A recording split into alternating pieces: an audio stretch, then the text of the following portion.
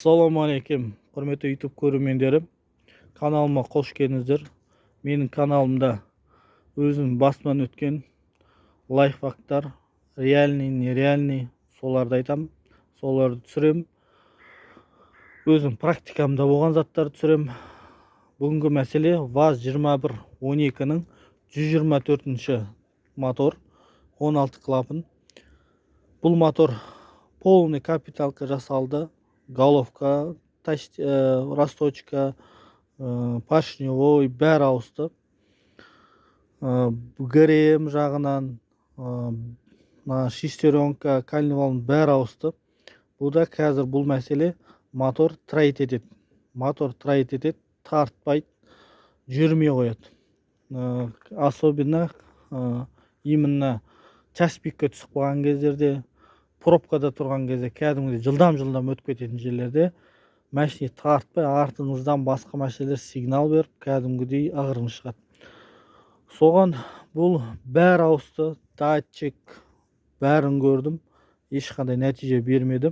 Бүгінгі тағы бір қозғалайын қарастыратын мәселе подсос воздуха. Подсос воздуха лишний бір жерден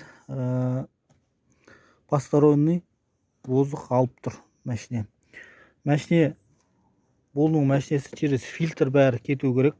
Мынау ДМРВ бәрін оқу керек, қанша воздух кетіп тұр, қанша бәрі компьютер оқу керек. Именно подсос воздухқа болған кезде машине трайт етіп жүрмей қояды.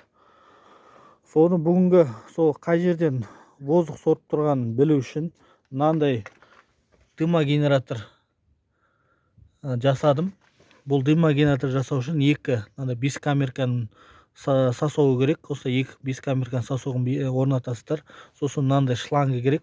Шлангыны мынау тесік впускной коллектордың мына жерге тормозы вакуумның кіретін жері, соның шлангысын алып тастап, соған осын жалғайсыздар да, содан темекіні тұтату арқылы темекіні бықсытып, соның түтінін осының ішіне жібереміз. Оны жіберу үшін мынандай кәдімгі баллон гашықтайтын осындай насос керек. Сосын жаңағы осындай банкадан жасадым дымогенераторды. Бұл дымогенераторды бұл бутылкадан да жасап атады. Банкадан ыңғайлы болды жасау. Содан осылай түтін жіберу арқылы біз қай жерден воздух алып тұр, мотор, соны білеміз. Тағы бір мәселе, жаңа мен өзім жасаған кезде темекіні именно моторға кететін жағына қоясыздар.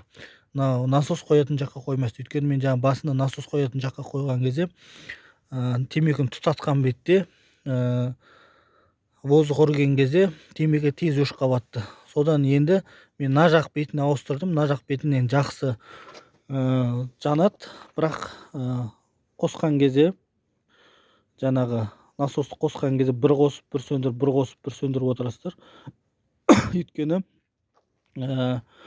темекі тез жанып кетпеу үшін. Сол кезде темекі, если сіз постоянно насос қосып қойсаңыздар, темекі тез жанады да, түтін баратын жеріне, шығатын жеріне дейін жетпей қалады. Осы видеоны лайк басып, каналға жазылып, тіркеліп, комментарий жазып отырыңыздар. Қазақша контентті қолдайық.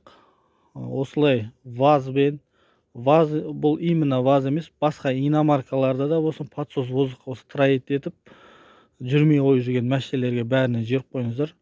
Осылай подсос воздухқа сорып тұрса, машина именно трайт етіп жүрмей қояды. Рахмет сіздерге, сау болыңыздар.